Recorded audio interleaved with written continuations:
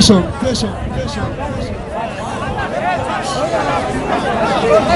یک کانتونا بزنه دیلو عبدالولی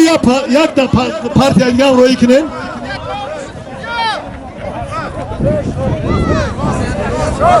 بیار همونجا پهلوانای کم سوالاباد آمدگیان دعاشون بته پهلوانای کن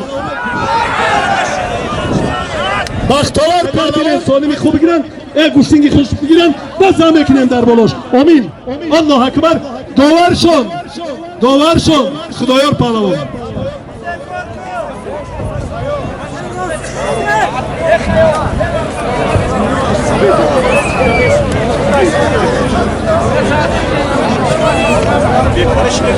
شهاب پهلوان آمده باشه ولی جان ولی شهاب پهلوان آمده اونجا نگاه کنه شهاب پهلوان آمده پهلوانا را نگاه کنه که در بیرون نمونن بعد برای بگن که ما فیض‌آباد رفتیم و دام ندادن گوشتین گرفتن نتونستیم این آب روی مایه بچه ما همه را گوشتین میدوزیم شما کنداتانا بزنه هزار رحمت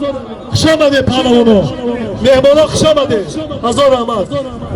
مردمی در ای گوسفندک نگاه کنین معرکه دا کسی نرنجه کسی گپی بلند گپ نزنه احترام کنین مردم کنداتانا بزنه ما میتونیم انشالله حلال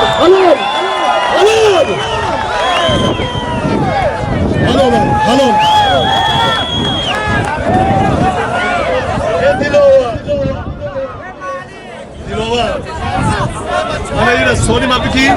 انا این 50 سامانی گرم حسابی ما باشه چرا اینجا برای دعا بگی بیا